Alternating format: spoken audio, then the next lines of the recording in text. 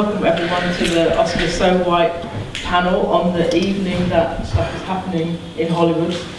And tonight's session is to unpick some of the stories and films and movies that were overlooked on that thinking about the Oscars, but also to have that opportunity to talk to some UK-based talent that are making, starring in, writing and producing films.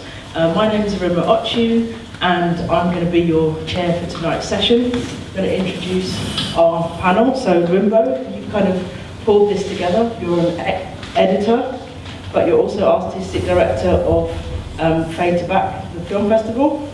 Yeah, that's right. And as we get started, it would be really good for you to just say a few words about why it was so important to bring this panel together, especially tonight. So, Kinofilm asked me to, because I run Fade to Black here in ECAM and Colette. We run Fade to Black Film Festival. So we screen a lot of some black films in Manchester. So we've been screening them for about a year now. And we find that a lot of times black film is overlooked, and it's kind of like, it's not seen as, you know, it doesn't get the exposure that it deserves. So that's really why we try and screen the films. So when I was asked to do the event, the Kinofilm Film Festival, I thought Oscar So White is a really hot topic at the moment. It's really interesting. I thought, I just find this whole thing about kind of hashtag activism, but kind of just making people think about black film and about diversity in film. So I just thought it would be really good to do a panel on Oscar So White. Brilliant. So I'm going to come to you, Melanie Shiraz, award-winning writer, producer, director, and I would say pioneer of contemporary British cinema and beyond. Is that so not only have you made films, but you've also got involved in festivals and getting films out there. So I think your background is really interesting to this particular debate. From your perspective, what are your kind of first thoughts on this Oscar So White panel and getting a bit of a debate going? I just think it's good. It's a good moment to discuss the issues that have been underlying for many years. And I just feel that this particular debate and discussion in the UK is good because it also will extend the conversation, not just about what's happening in the US, but also what's happening in the UK. I think there are a lot of parallels.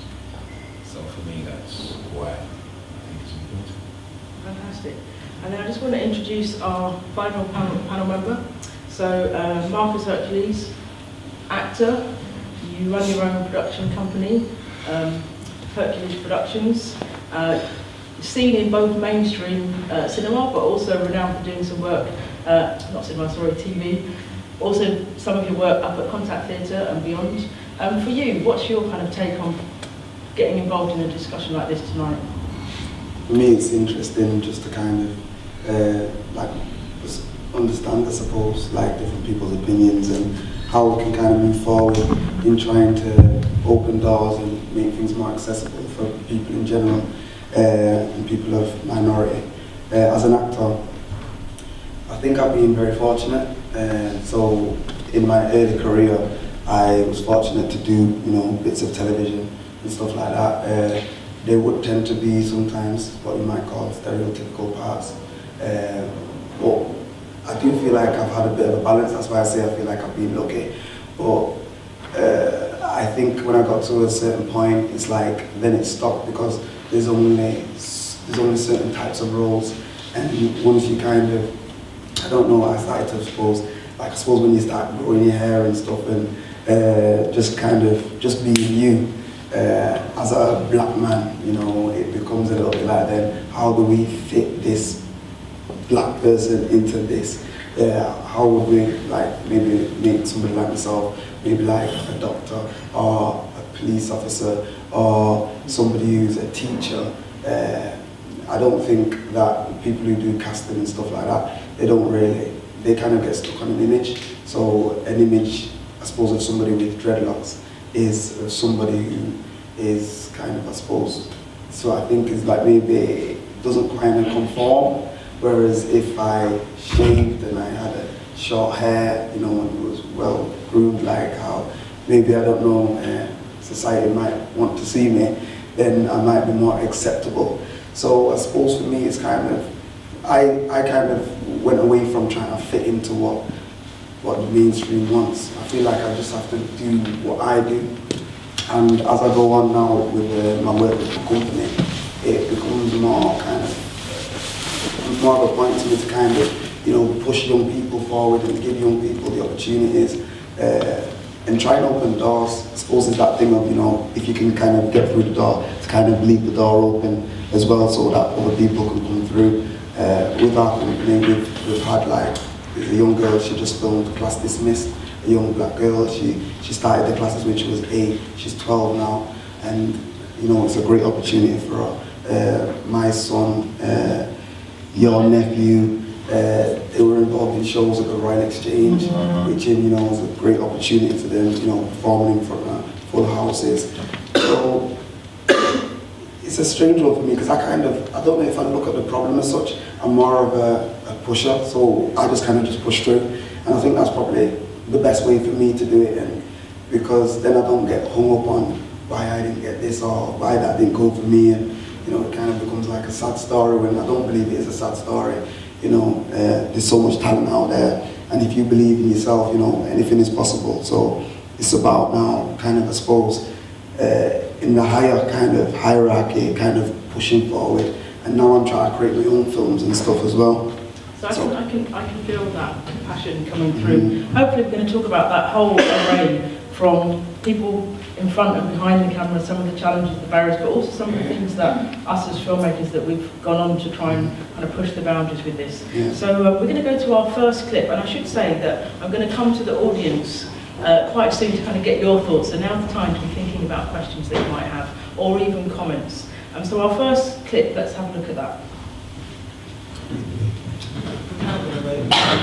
Last week Tonight asks, how is this still a thing? This week, Hollywood whitewashing. How is this still a thing? How is this still a thing? Just 1 week. This week, celebrating whitewashing. How is this to be controversial? As for the second year running, the nominees are whiter than a Yeti in a snowstorm, fighting Tilda Swinton. And yet some are arguing it's not entirely the Academy's fault. Some observers say Hollywood just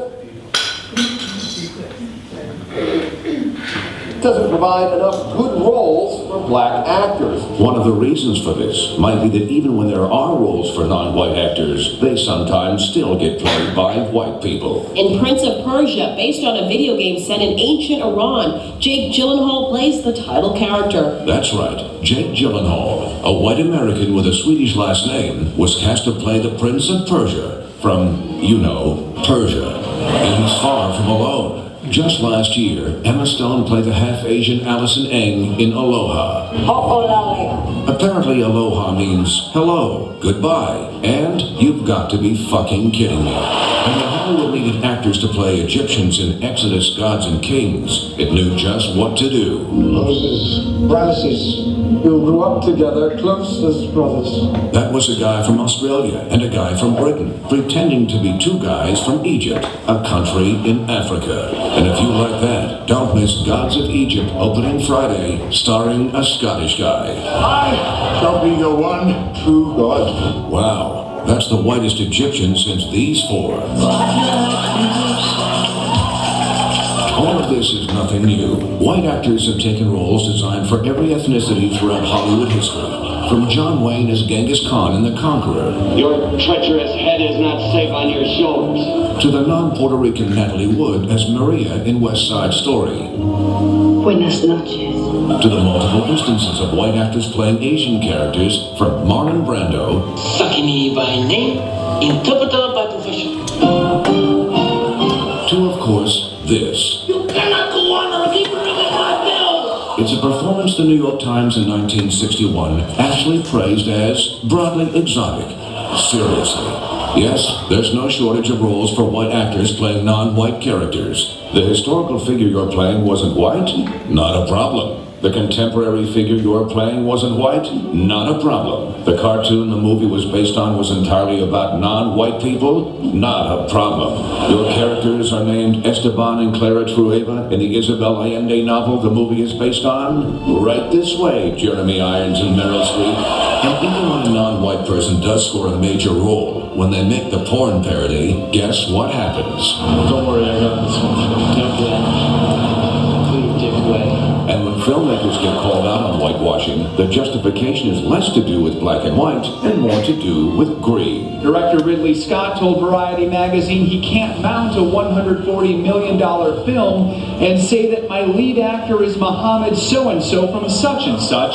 Yeah, you needed the white-hot star power of whoever the fuck this guy is. And maybe all of this would be less egregious if any time an actor of color took on a traditionally white role, half the country didn't go ape shit. The appearance of a black stormtrooper in the first trailer for Star Wars The Force Awakens is causing a lot of chatter on social media, even some racist comments. Several people were apparently upset that the actress playing the character is African American. He made the first black Bond. The author of those Bond novels saying Ella is too, quote, street. Yes, if you're black, even if you're an actor who sometimes dresses like French Waldo, people will still say you're too street. And this isn't even getting into how movies about minorities will still put white people in the foreground. How are we supposed to believe Tom Cruise is the last samurai? This guy is the last samurai? This guy? This guy is the last samurai? This guy is the last samurai. Fuck you. So when you hear people say the Oscars are so white because the roles aren't there, just remember, the Academy gave Oscars for characters named Olan, Billy Kwan, and Luis Molina to actors named Louise, Linda, and William, all of which is enough to make you ask, Hollywood whitewashing, how is this still a thing?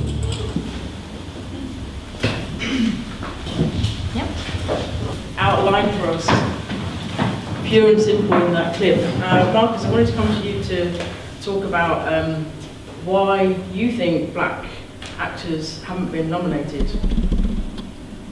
What are your thoughts?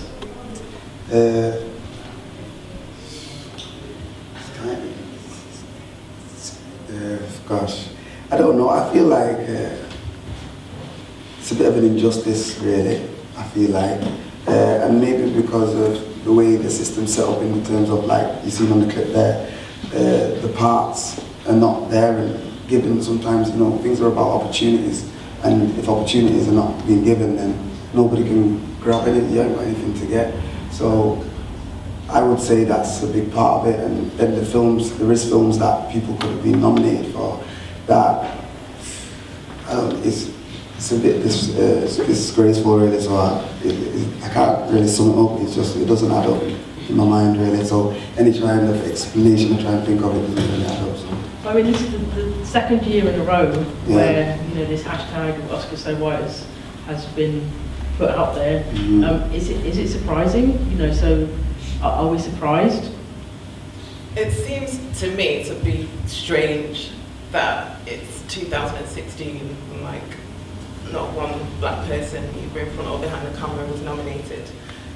People, I don't, because some like stars have come out and said that, you know, maybe little black people deserved it. But to me, I think that of all the black people on the entire planet, not one person in 2016 is talented enough. That's what people think, that black people aren't talented enough to be nominated for Oscars. And I just feel like there's plenty of talent out there. So why aren't they getting the roles and why aren't they getting nominated? So I don't know. I mean, I personally feel like it's some sort of institutional racism in Hollywood, and people kind of blame, well, the Oscars is so visible that people are using the hashtag Oscar So White, but it's a wider thing. It's throughout the whole industry. There's issues throughout the whole industry. So that's my take on it. Yeah, it's just strange. Yeah, it's like a knock-on effect. Yeah, and that's the result of what's been happening. You know, at the top, that the parts are not being given. So then, if the parts are not being given, then, and I think they are people who were worthy of nominations as well. So it's just an injustice. So give us a few thoughts on people that you should have been nominated this year. Well, there's the Martin Luther King. That was would have been able to be nominated. And then there's Will Smith's in a new film as well. Concussion. Concussion, yeah. Creed, yeah, there was Creed. Yeah. The director of Creed as well was a really good director. So they were overlooked on that sense. But the thing is, I haven't seen all of the Oscar films. Yeah. So I can't really say, oh, they didn't deserve it, or they do deserve it, because I haven't seen them all. I've only seen the Bear one. Is he going to win? The Bear. You should do. But yeah, I've only seen the Bear one, so it's difficult for us to say, it's difficult for me to say this person should be nominated and that person shouldn't be nominated, because I'm sure the Oscar nominees are all talented people. I don't really want to take away from their achievements and their talent and everything like that, but to me it seems like some people who say that the talent is not there. It's not that the talent isn't there, it's the opportunities isn't there. There's a difference. Yeah. I don't think we should be surprised. It's been a consistent pattern that previous actors over different generations have spoken to. We know that the parts that do get recognition are generally certain types of parts. Hattie McDaniel being the first, she was a maid. I think Sidney Poitier, he was playing a role which was he was playing with some nuns. He was kind of servicing. It was a kind of Driving Miss Daisy type story. And then you've had Denzel in Training Day, and Halle Berry playing. So the parts that have been rewarded haven't been, in my mind, the best performances or the best roles, but they seem to, and in 12 Years as a Slave, that's been recent, they seem to be certain types of portrayals that seem to be the pattern of the types of awards that have been given when they have been given, and they've been few and far between. I just think there is definitely a subconscious bias, to be mild, that's going on and has been in the industry on both ends. And as you mentioned earlier, the commissioning end, the production end, where the money's been spent for all the investment and the scripts are decided, is the first point where black actors do not get the roles, do not get the types of scripts that justify their talents, but also the business of film, because 45% of the people that watch film in America are African American. I mean, they're very high in states in terms of people actually go and pay money to watch the films. So it's a business aspect as well that has been affected. And I just think that this moment is about highlighting the discrimination and the practices that's been going on for generations on both ends, in the production end and in the recognition of particular roles. So for me, it's bringing to fore at this moment that the things that we've already known, but haven't really confronted in the way that we are doing at this moment. And in a sense, the clips that were most pulled together kind of highlight that. So let's look at this second clip that shows a little bit about kinds of roles that black people do win.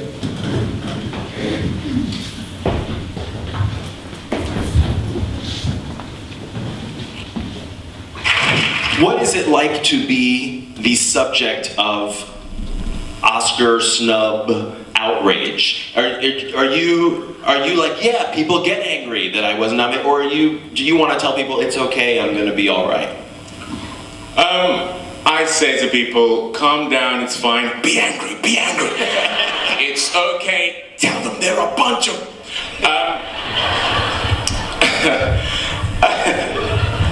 No, look, historically, and this is truly my feeling, I felt this before this situation we're talking about, and I feel it now. Generally speaking, We as black people have been celebrated more for when we are subservient, when we are not being leaders or kings or being in the center of our own narrative driving it forward. To me, Denzel Washington should have won for playing Malcolm X. To me, if I ask you, all of you here, what film do you think Sidney Poitier won his Academy Award for? See, In the Heat of the Night. He wasn't even nominated for In the Heat of the Night. He won for Lilies of the Field. So, you know, this bears out what I'm saying, which is that we've just got to come to the point whereby there isn't a self-fulfilling prophecy, a notion of who black people are that feeds into what we are celebrated as, you know, not just in the academy, just in life generally. We have been slaves, we have been domestic servants, we have been criminals, we have been all of those things, but we've been leaders, we've been kings, we've been those who change the world.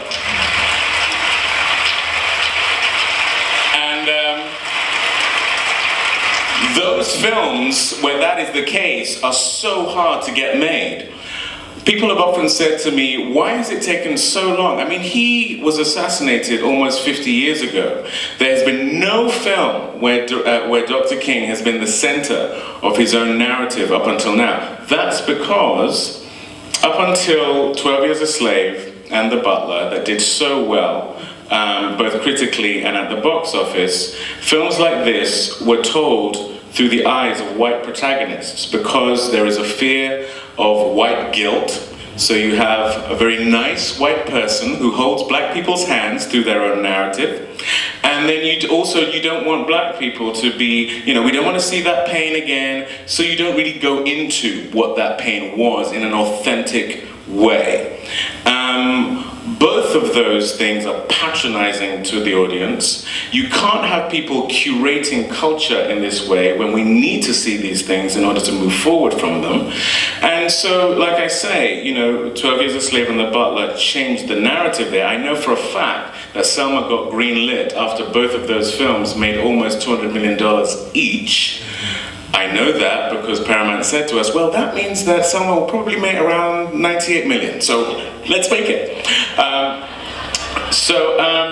But bless them for doing it. I love you, Paramount. I love you, I love you. But that's just the truth of the matter, is that up until now, it's been so hard to get these films made, but now they're doing well internationally and critically and otherwise. Absolutely. So I thought it'd be a good idea to open up to the audience before we continue our conversation. So I wondered if people have any questions that you'd like to put to the panel at this point. And it could be comments, it doesn't have to necessarily be a question. So have a think.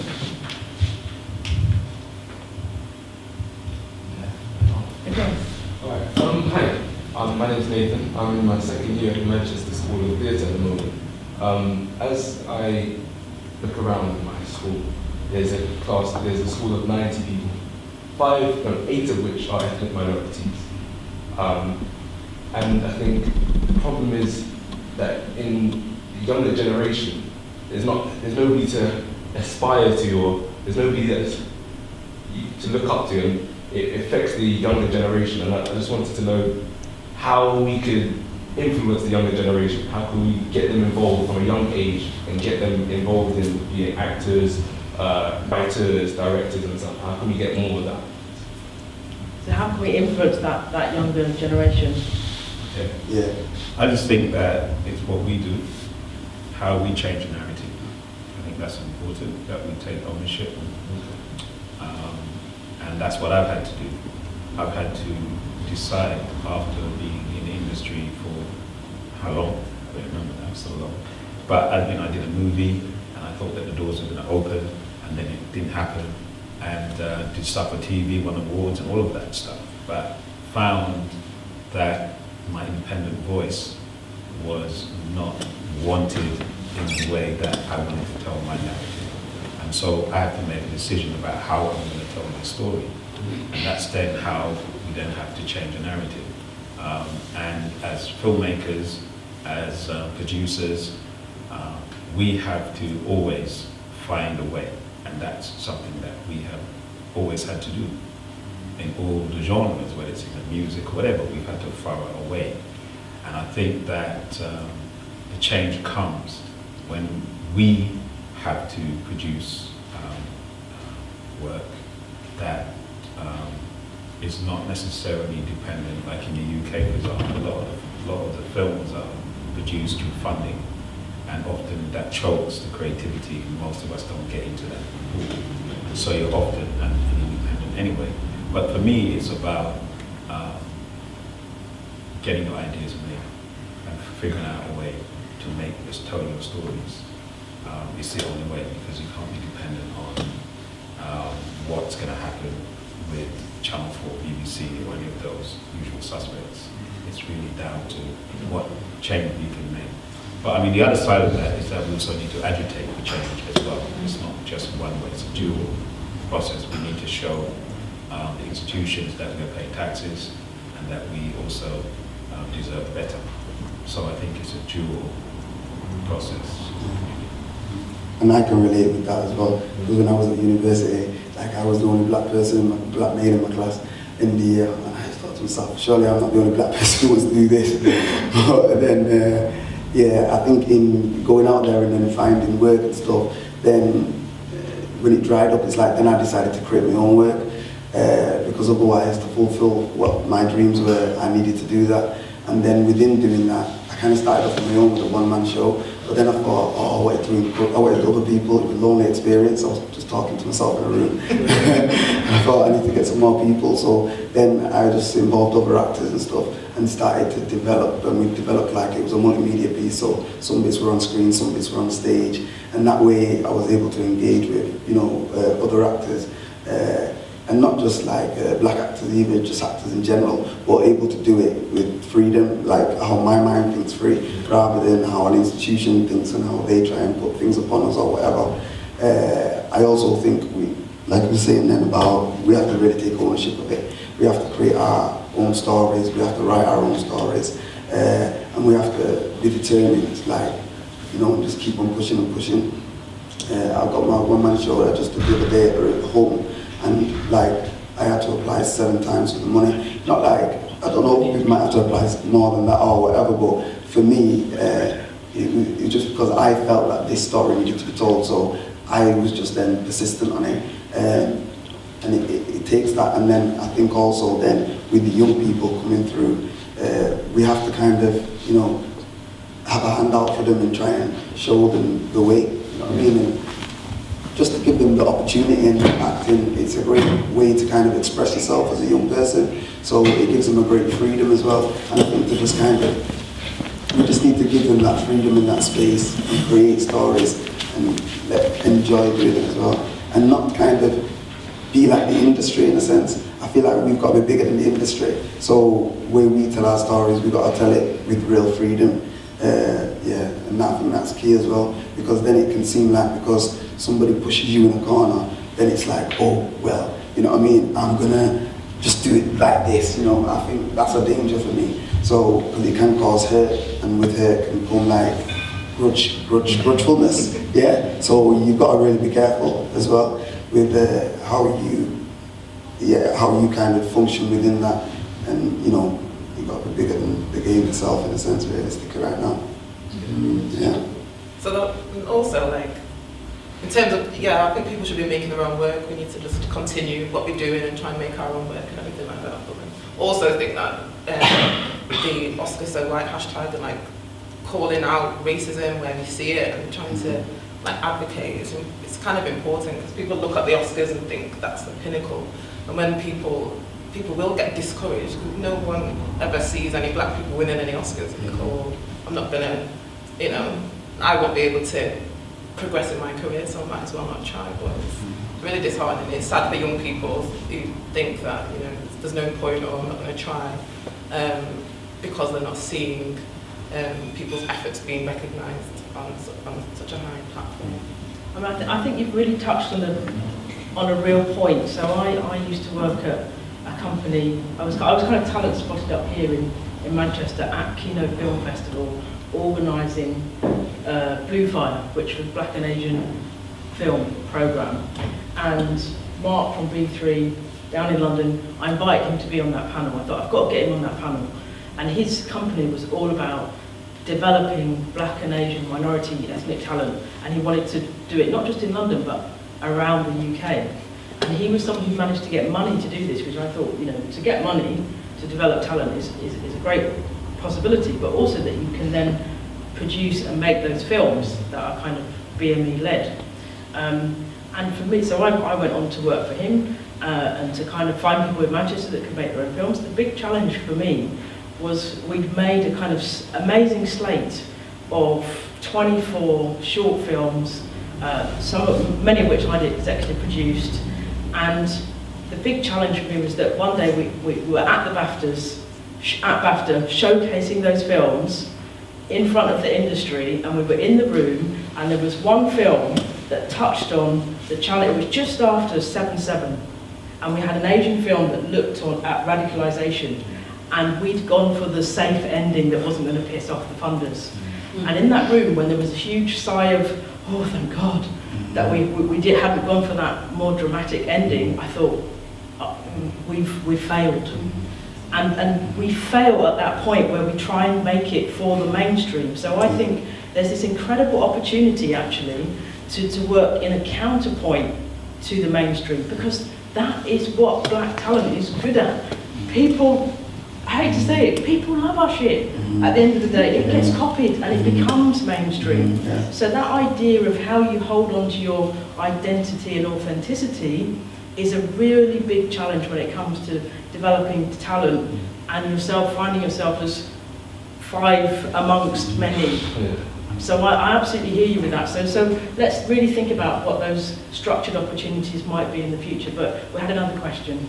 Yeah, it wasn't, it's not actually a question, I just wanted to, because your last clip talked about placing black people in certain roles. So, we know Denzel Washington on training day was a bad cop, that kind of thing, and the many people in service. But I went to see As You Like It, which was being performed in London, the National Theatre in London on Thursday, but then it was being screened across cinemas across the UK. So I went to Chester with my daughter to watch it, and I found it strange that within the play As You Like It, all the baddies or the fools, the shepherd and a fool, were played by black men.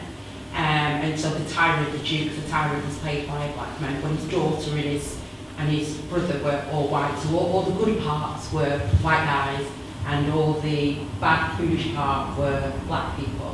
And I just found that whole mix of black and white in the Shakespeare play, and the relatives were corresponding with the same ethnicity. I just found, and I just thought, and there was also a role where you had, because you had people playing rams and sheep and everything else, and that there was an old ram, which was a black man, trying to couple with this young sheep, which was a white woman. Yeah, and I thought that was an ode to Othello, the old ram kind of thing. But I just find it strange that even in the theatre, that when you have these parts, bad parts kind of thing, it is perpetuated, and they're paid by black males.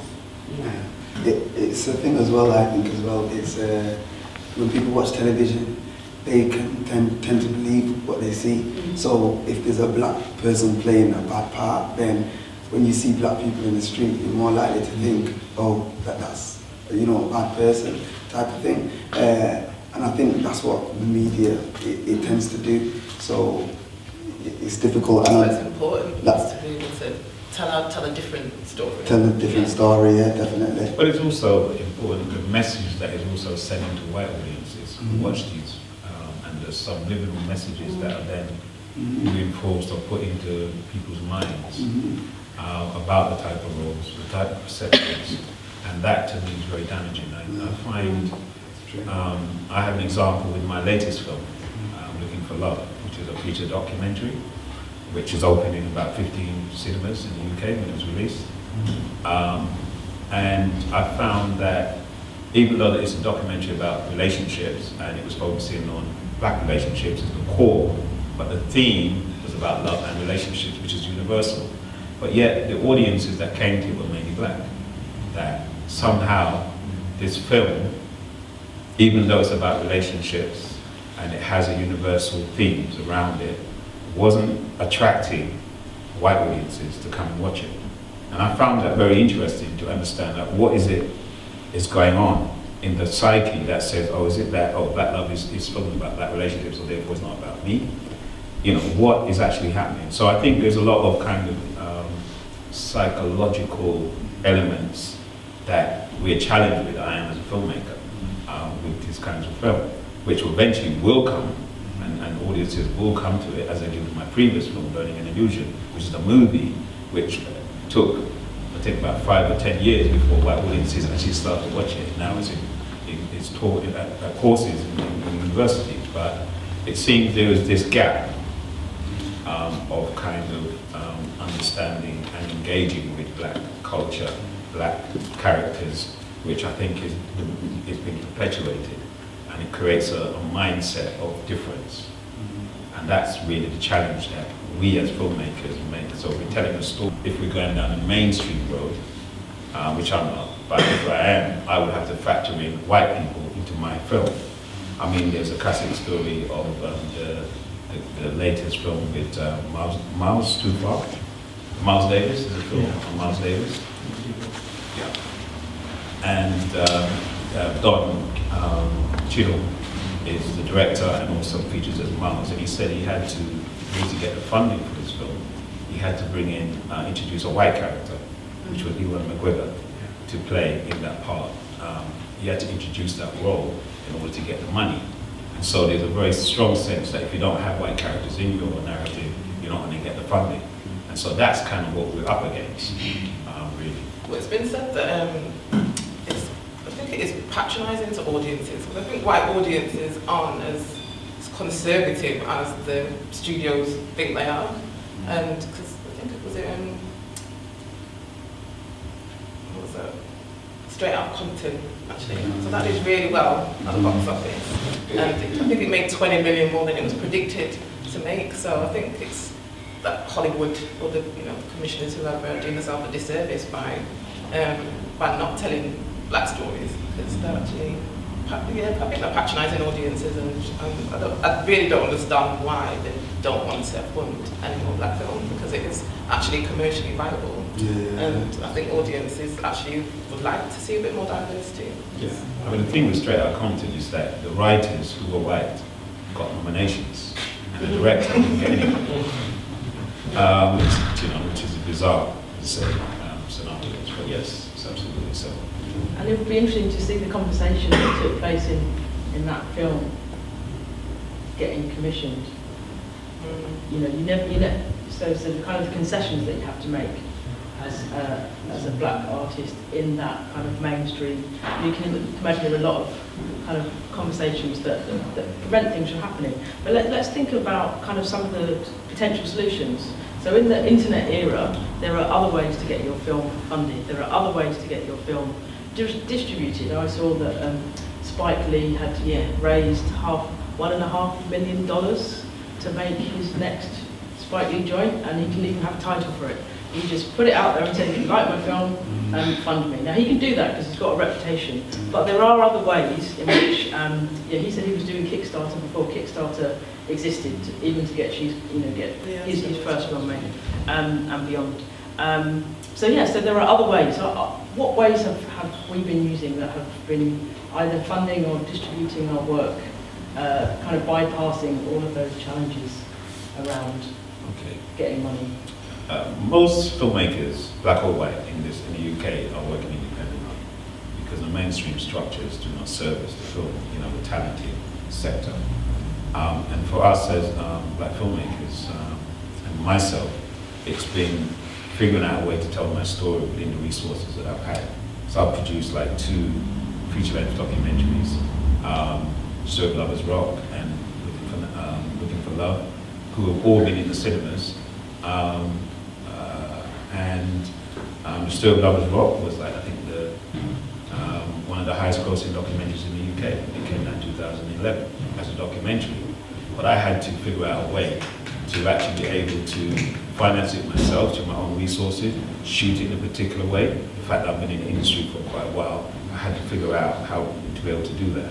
Helped by the fact that the digital process, digital industry has really come full blown from where I started when I've been working on film, you know. With the shooting digitally, we've also been able to have my film projected in cinemas digitally through DCP process, meant that I was able to circumvent areas that previously would have been too difficult in terms of production costs, and then in terms of also getting your film in cinemas, where you had to do prints back in my day, and so on. So the digital process has certainly revolutionized the possibilities for filmmakers to create their work through minimal resources and get it into the cinemas. So I think that's been the major shift that's happened. This is a little bit like with my acting classes. So like we might have like 15 young people, and for some reason it's not specific, but generally most of the children tend to be black who come to the class. But then some of them will go for castings. But then what I realise is there's 15 people there who would like to perform and be on screen and do something. So then for me now, what my problem is, or what I need to do, is create a platform so that more of them get the opportunity to actually get out there and do something, so that it's not just that like one or two. Yeah, because there's more than one or two of them who are really talented, but only maybe one or two of them are going to get the opportunity. And that's really sad in a sense, because if they have the talent, then surely they should get the opportunity. So I think for myself, I feel like what I need to try and do is create a little bit more of those opportunities for them.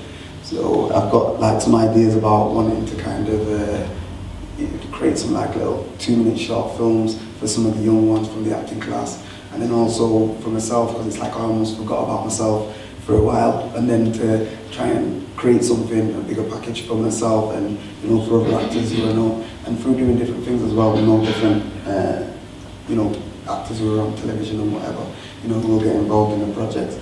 So I feel like we kind of have to now really like be leaders of our destiny in a sense and push the way forward. And one of the other areas. Sorry, no, I was just going to say, doing like guerrilla filmmaking, because I work at ITV on like Jeremy Kyle and things like that for my sins. I get to like, as an editor, but when I'm making films, I just use all the equipment at work and things like that, because obviously making films, it costs money, it costs a lot of money, that's just one of the barriers, definitely a barrier for black filmmakers, all filmmakers, black filmmakers as well. So it's just trying to do what you can to get things out there, and just having different, like you're saying, the technology is a lot cheaper now. You can get to make your own films and all that kind of thing. So it's just a case of what I see is happening, because I also run a film festival, or at least for many years, and what I'm seeing now is that people are moving into the web series platform. That seems to be the way that younger filmmakers seem to be seeing their way. They're not really looking at trying to get their work commissioned in the traditional ways, but following their own path. So I think the web series and working on the internet, online, all of that, and what comes with that, i.e. the distribution and access and so on, is the way forward for a lot of people now. And I think things like Netflix is very kind of more audience-led kind of thing, so there's a lot more access to their commission and a really wide spectrum of films, lots of different types of films. So I think the way audiences are moving, it doesn't have to be dictated to as much as it has been, so I think there is going to be a bit more sort of opportunities. But also I think filmmaking ultimately is a business, and you can, I mean, if you want to make films as a hobby, just making films, that's fine. But if you want to get into the business of filmmaking, you have to locate your audience. Who is your film targeted to, be able to reach that? And certainly now we do have the platforms that enable you to be more efficient in reaching some of your audiences, but it's really about how do I create revenue for my films. I'm with a company in America for my last films, and they're digital indie rights, and they kind of just operate on digital platforms, and they distribute my films, or they activate new platforms for my films that can generate income. So their platforms are out there that can, begin to generate some income. It's not that much yet. Name but a I few think to help them. Name a few. Digital platforms? Yeah, so like Distrify or where else? In the UK, I can't even tell you. In the UK, because I haven't dealt with anyone in the UK, I've only dealt with the US. In terms of, because when I'm distributing my film in the UK, I'm just using the traditional platforms, i.e. Amazon, iTunes, those kind of platforms through the distributor I work with. So they are that. Yeah. But if I'm looking to go to just specifically target online platforms. Yeah.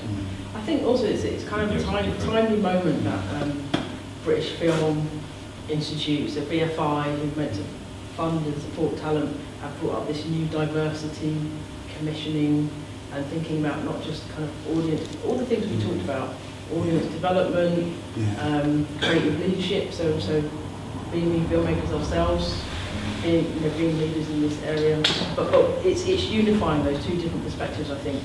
We've got one final clip, and I'm not sure if we've got time for another question, but I think people will be around. Yes. So let's see our last clip and think of your questions, and you can come and chat to us. Just wondering what to say as well, because a lot of the British actors as well who are doing really successful, they have to go to America as well. It's like the opportunities are not here for them.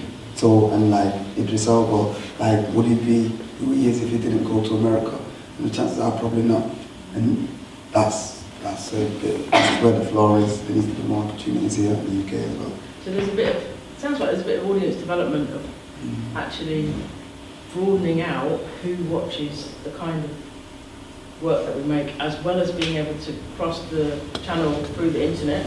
It doesn't have to just be America, let's face it. There's people in other parts of the world than just Western Europe. So and actually some of those incredible untapped stories in that whole north-south global divide, there's a wealth of stories outside of Britain and outside of America. Let's not forget that.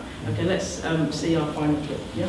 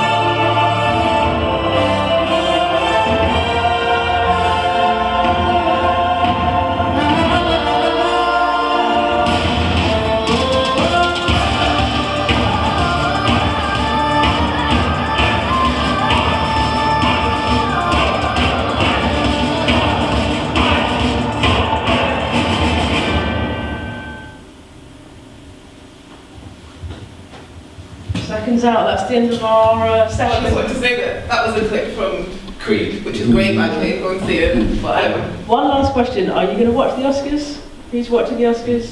Put you on the spot. What I wanted to say that film, it's the black director, Ryan Coogler, and the black actor who's amazing in the film. But it was Sylvester Stallone, the only white person in the film who was nominated. So we've got to break the system. So any more questions? We had a kind of 60-minute session, but if there are any more questions, let's take them. So no one's kicking us out just yet. Go on, any questions? Yeah. It's not a question. I just wanted to say I totally agree with everything that's been said, and I think it's a great time for change.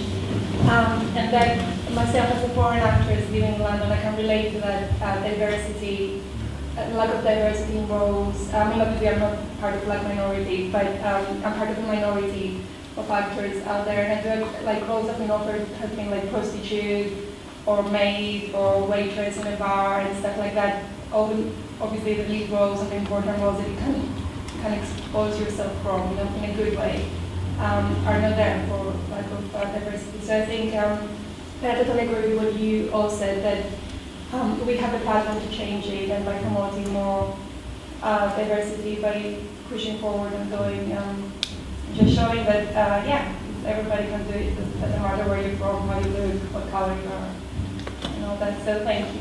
Thank you. Any more thoughts? Yeah, there's no restriction on budget, people that you can ask to come and star in your film. What kind of film, and who would you ask to, if you have the opportunity to make a film, if anybody, budget, what would you be? Story. Okay, I'm currently writing a script, which is a sci-fi, and I'm packaging it, and I'm looking at US actors to play the role, and I look at, in my case, I'll be looking at Wesley Snipes. What about you then? Sorry, I'm never a fan.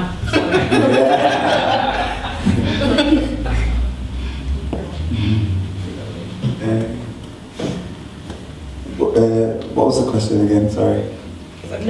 No restriction on budget, no restriction. Obviously, you have to act it yourself. Yeah, that's it. Yeah, no, it's funny because that's what lost me, because he was saying US actors, and I was thinking, so what about me as a British actor? The conundrum for me to do this project that I'm writing, I've had to reset it in the US. Okay. Because of if I'm going after money for the kind of money I'm looking for, that is the way. And even then, I'm challenged by the fact that most of it, all of it, all the cast are black.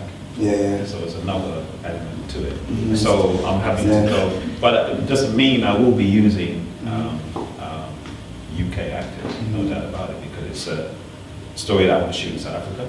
Okay. And it's a sci-fi set, not limited to that location. So it has a lot of possibilities, certainly, but in terms of who's going to bring the money. You need a big name to do it, definitely. Who would I probably want Denzel Washington. I'd go with Denzel Washington and Leonardo DiCaprio as well. No females though? No females. But that's what I'd go with. That's what I'd go with right now. And then I'd bring in other people as well to do different stuff. But the thing about black female actors, it's another story, because when you look at the actors that are out there, female, many are not able, they don't attract money to the project in the way that maybe they should, because they're not given the parts that elevate them to the point where, maybe Halle Berry may be an exception. She isn't it? Yeah, but she is a woman, and she just made Yeah, but there are not many African American actors. Viola Davis.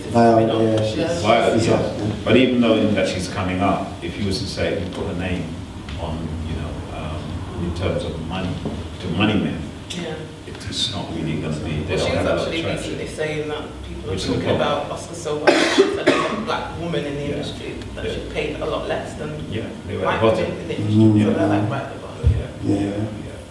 And so that's the other problem, and that's the problem I'm encountering with my project, is that if I was to put, I have female actors that I would put in there that have some name, but the problem is it's not strong enough. They're just who I would want to play that role. But that's the business. You see, we're getting into the business side of filmmaking and dealing with the attitudes that exist. And so I'm trying to navigate those waters.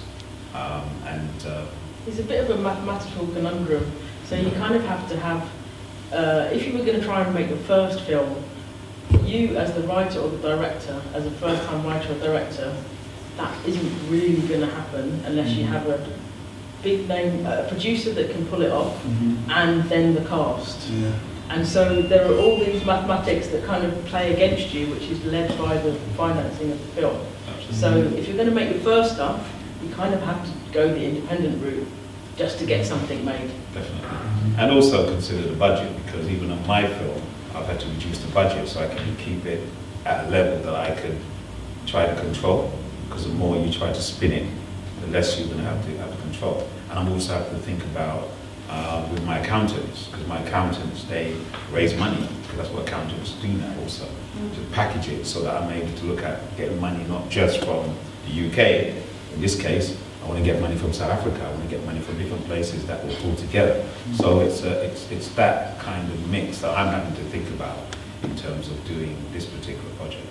I think even Spike Lee said when he tried to make Malcolm X, all the money wasn't there, and he had to crowdfund to get Malcolm X finished. Yeah. So there were these incredible, complex challenges in getting your work out there.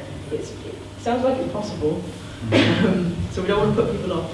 But I can imagine there's a lot of talent in the room that might want to network and connect and talk to people. Have you got a question? Yeah, it was just, you were talking about Spike Lee, you were talking about Don Cheadle. I don't know, I think the question is the problem of breaking through, in that I was reading something about black directors who make their first film, they get through, they get attention, and then they get put onto mainstream projects. So, hey, they're making it, great. That being said then, they're working on mainstream projects. So, the stories that they broke through with then don't get told. And if Spike Lee and Don Cheadle are having problems raising money, then breaking through doesn't seem to solve a particular kind of problem, which is getting black stories told. Yeah. So you could think about filmmakers that are kind of female filmmakers like Amra Sante, who, you know, she made some great films, but then your next route is that you've got to think about doing, because you have to be seen to have made it in that mainstream fashion, that then you can attract more money. So that you know, you've really touched on a real problem there. And you can imagine the dilemmas, I think, of filmmakers and the things that you say yes and you say no to. I pretty much dropped out of the film industry when I realised, as the person who'd executive produced and set up talent programs to get us to the point that we would actually make feature films, I was replaced by a white executive. That unfortunately, success looks a different way. And so in my head, I think, okay, there's another route to developing talent that isn't bumping into that mainstream route, which is a bit more independent. But yeah, so it depends what success looks like to you. If success is that you make your money back and more for all of the people that you're kind of financed your film for, that's one form of success. If success is just that you actually get that story out there, that's another form of success. So it's a really good question to think about what does success look like for you. And for me at the moment, it's about, you know, getting your work out there and not going through all those political compromises. But they'll touch you at some point, unfortunately. I mean, that's a very good point. I've noticed that some of the directors that African American directors whose career started with, I think of Frank Gray, who did Friday, with, oh gosh, he did Ice Cube. What's it called? Friday. It's called Friday? Yes. Yeah, that's right, yeah. And he was a fantastic talent. And then he gets offered the big films. So he gets offered Casino Royale, Italian job, and then he gets offered. I think after that he did Under Furious 5. So he really went off, and then suddenly he was just forgotten about. And now through Straight Outta Compton, he's now kind of revived. I mean, he's come out of the musical background. He was a music video director, and he came back, and that was about that directors were coming. But I noticed that, and I'm looking at now at Ryan Coogler, who's done Creed, who's now been offered the Black Panther roles. Ava DuVernay, after Selma, she's been offered to do a sci-fi now. And also Steven Spielberg's company wanted to do something as well. So they're now moving into directing that have a big budget, but it's not authentic to where they started and the stories that they want to tell.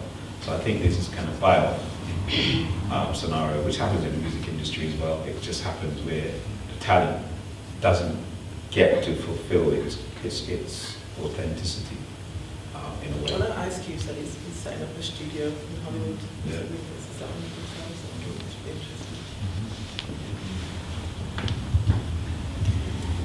Any more comments or questions? Okay, that's a wrap. Okay, thank you so much for listening to tonight.